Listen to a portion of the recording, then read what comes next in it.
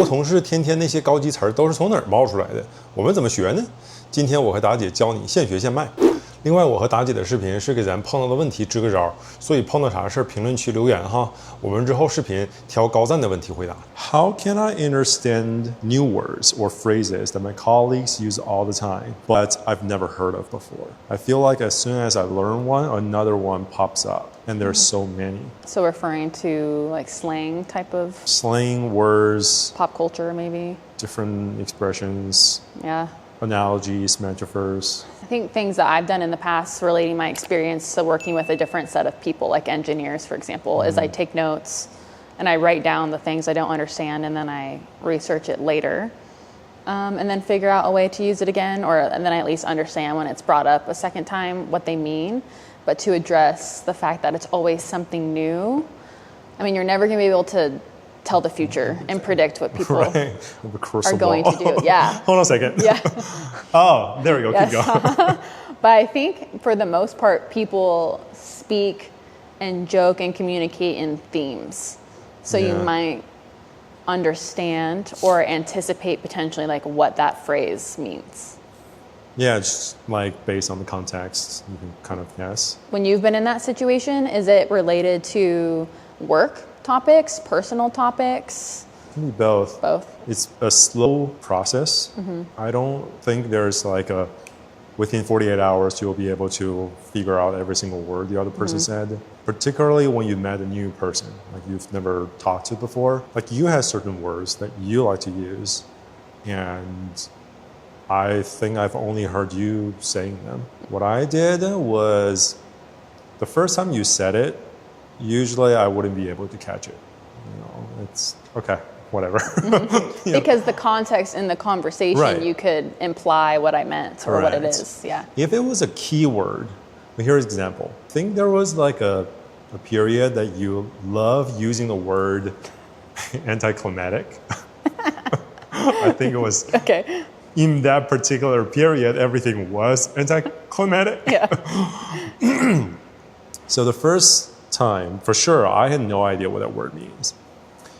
And it was a key word because without knowing the word, I had no idea what you're talking about. You're like, I'm recapping a meeting. I'm like, this is very anticlimactic. Right.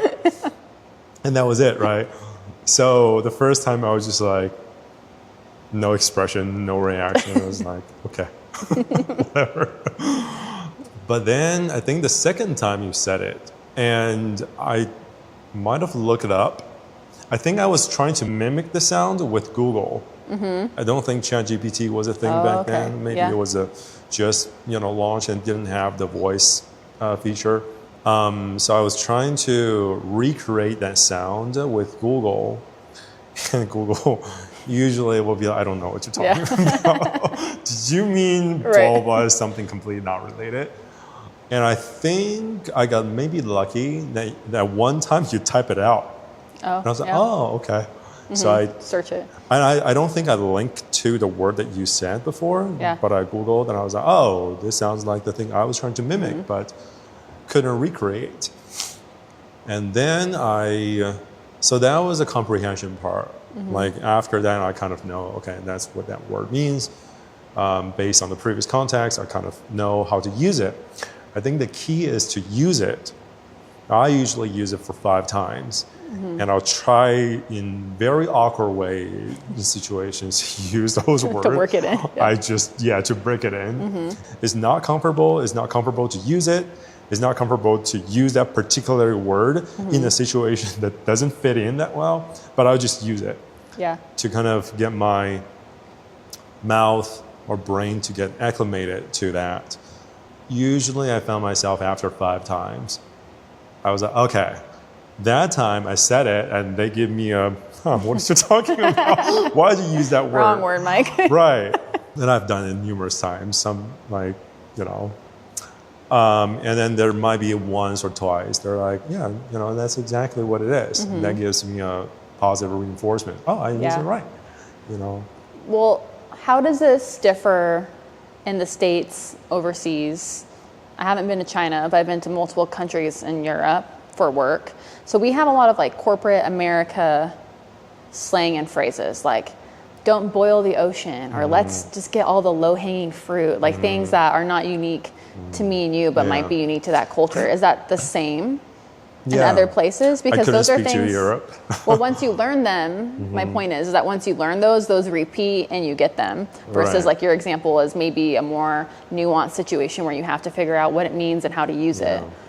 I think in America, or maybe in the UK too, there are a lot of analogies. Yeah. And there's sports analogy, there's like cooking analogy, and in cooking there's smell related, there's taste related, there's music analogies. Like sports analogy is the one that I had to get used to, but I think I was lucky because I watched basketball growing up. So I kind of understand what they're trying to say. The analogies mostly are in football or baseball. Yeah. Not so much in basketball. We hit a home run. Right, he had to hit a home run.